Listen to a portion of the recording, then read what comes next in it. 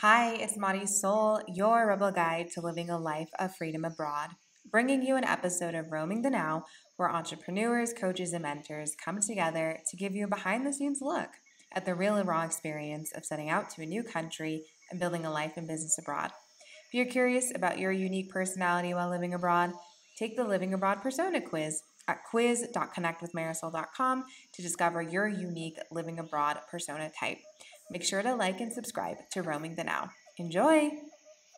Hello, and welcome to another episode of Roaming the Now. This is your host, Marisol, and today I have Greg Storch with us. Really excited to dive into your story. You are joining us from Italy, correct? I am. We're in northern Italy.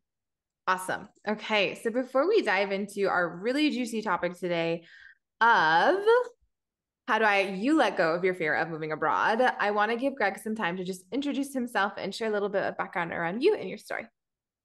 Well, I'm, of course, originally from the United States, and we find ourselves living in northern Italy here times 5 years now.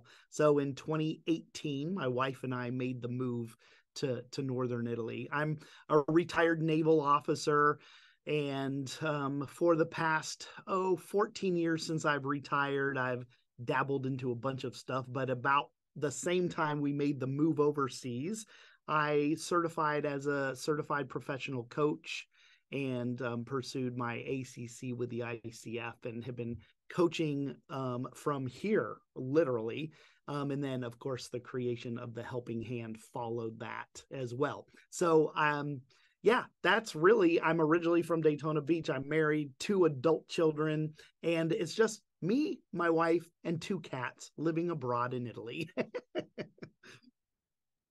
well, how fun. Love that. Okay, so let's just dive right in right now, right? Thank you for sharing about you and your background, and as I feel it's very relatable, right? And it's also like the opposite side of the story, right? Like you moved two adult children, two cats. But it's just Yes. you and your wife abroad now. So let's really just like dive into this, fear. How do you get over the fear of moving abroad and moving to a new country? I'd love for you to share your experience with us. Yeah, when we made the decision to return to Europe, because when I was active duty Navy, my last duty station, my last assignment was actually in Italy, down in Naples, in the southern part of the country.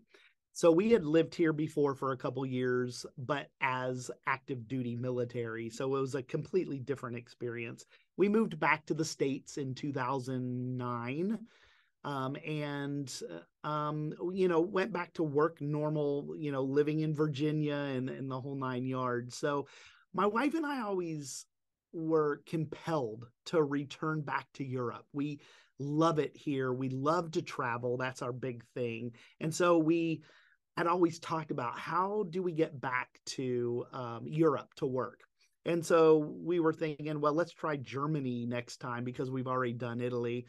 Well, about 10 years into retirement, my wife actually had a job offer to come back over here and work with a nonprofit. So that was our ticket. And even though it was Italy, we were like, look, this is the way we get back to Europe. Let's go do this. So here's the thing, this is where the fear comes in, right? Because you're faced with this major life decision. And it's not just moving overseas, it's any major life decision that you make, to move, to leave a job, to go back to school, whatever it is. There's always this element of fear.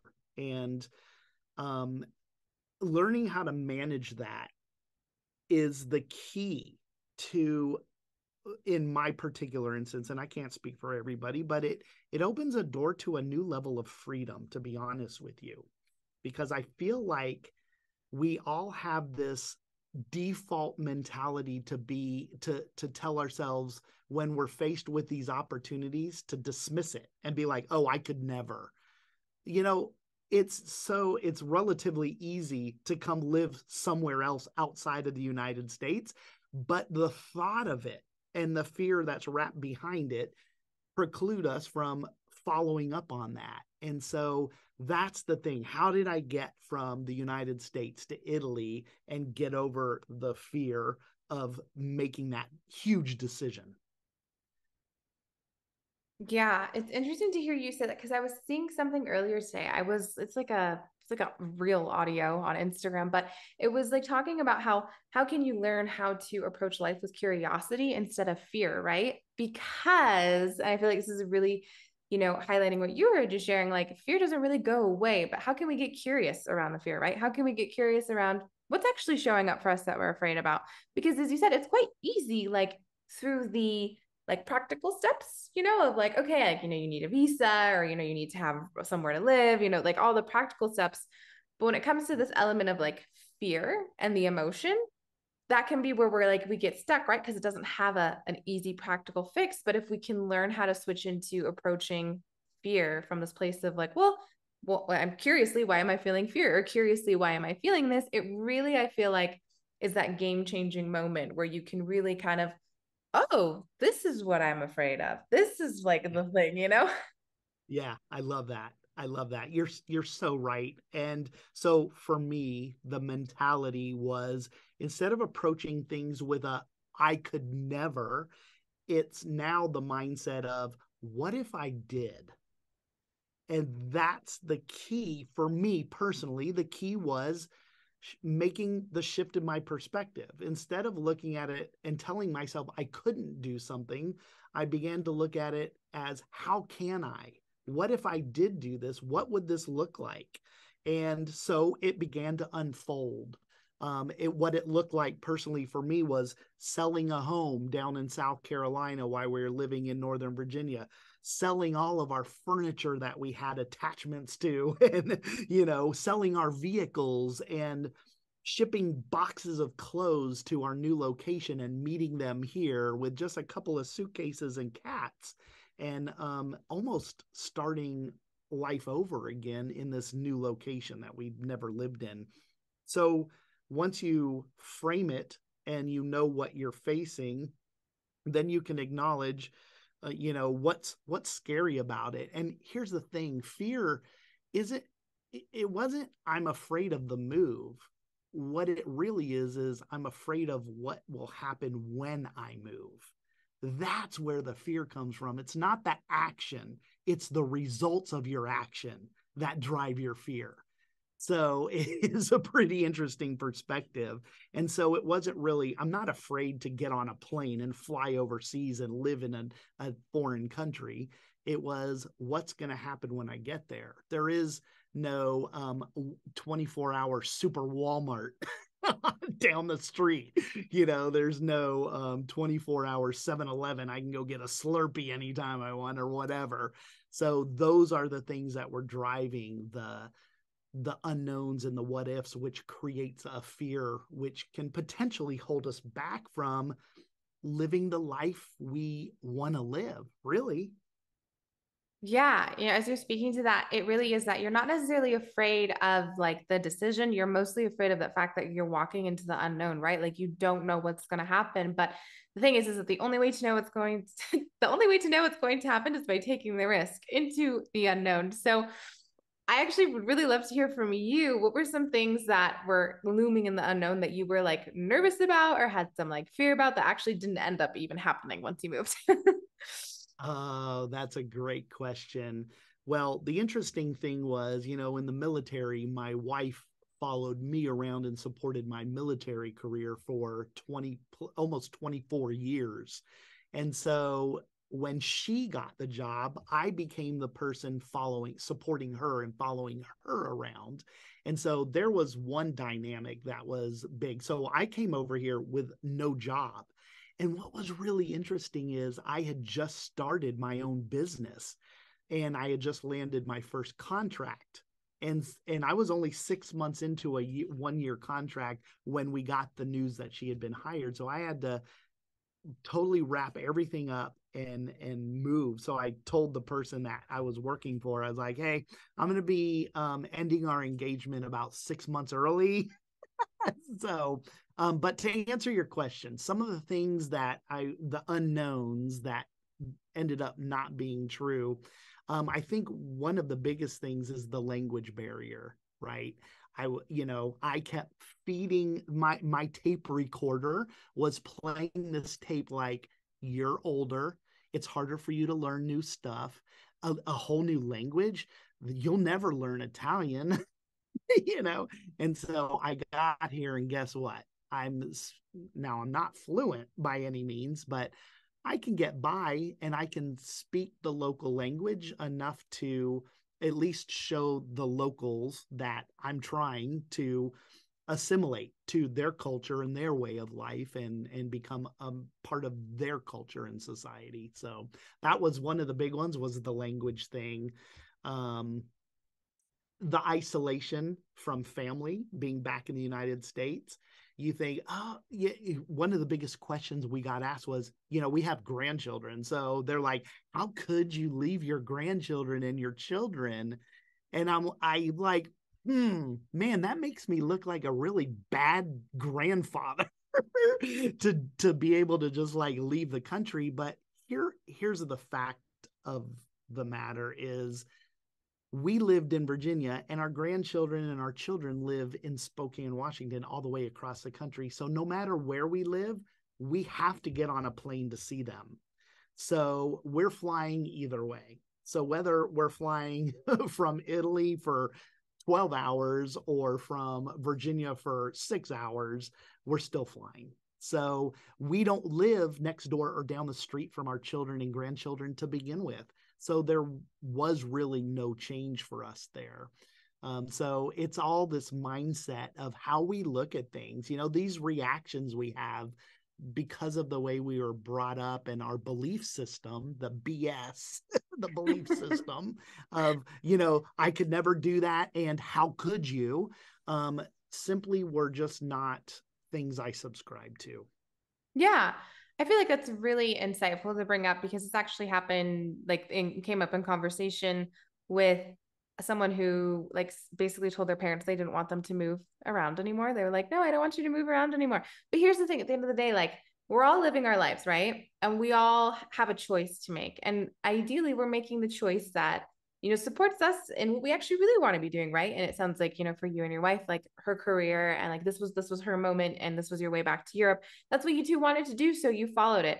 However, there are still those like outside opinions or people that kind of start to play with your mind, right? Of, well, why aren't you doing it this way? Or why are like, shouldn't you be this? And I feel like it's when we, it's a practice, right? To be really affirmed in our decisions and our mindset that even when we get those comments, we're like, yes, I understand your point of view, but this is what works best for me. And at the end of the day, like, they live far away anyway. We're going to have to coordinate travel. Exactly.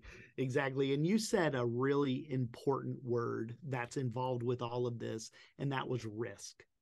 Like, I, there's a saying, fortune favors the bold. And to me, that means people who are willing to take risks, but not just risk, like jumping off a high cliff into water without knowing what's underneath that's an uncalculated risk. But when you're taking calculated risks, when you know what's at stake and you're willing to accept everything's risky, because what if my wife got over here and hated her job? That was a risk. What if we hated living in northern Italy because we loved living in southern Italy? That was a risk. So all of those things you've got to calculate. Look, my wife and myself, our situation's completely different from everybody else. Everybody has their own unique situation, and what worked for me may or may not work for other people.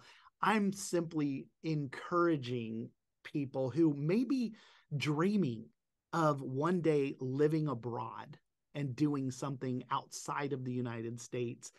Don't dismiss the dream, embrace it and explore it. And like you said, be curious about it. And, take calculated risk. And if you're willing to do the things necessary, like we were, selling those cars and selling every possession we had and renting our home in Virginia is still there. We rent it out. So we still have the home back there, but actually we have nothing else there. So we sold it all. And then we came over here, and, we had to get ourselves over here. The job didn't move us here. So all of those were these little risks that we were willing to accept. We knew what they were, and we were willing to just do it. And, who knew? We didn't know if it'd work out or not. So I think embracing that dare to be bold kind of mentality is really what you should embrace.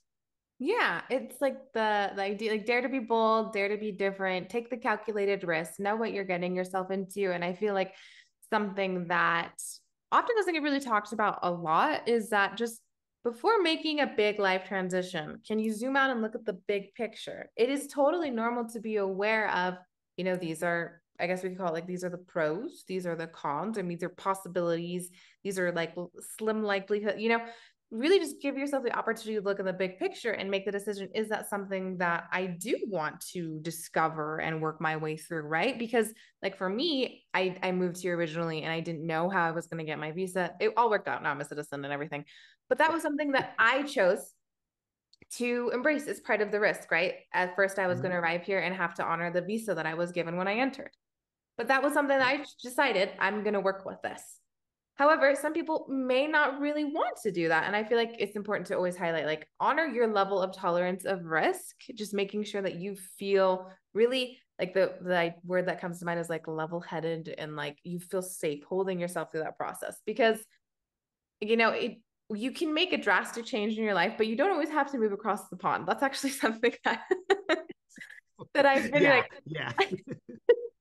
I've been kind of like simmering on. It's like, yeah, I made a drastic change and I made a drastic move and I did that.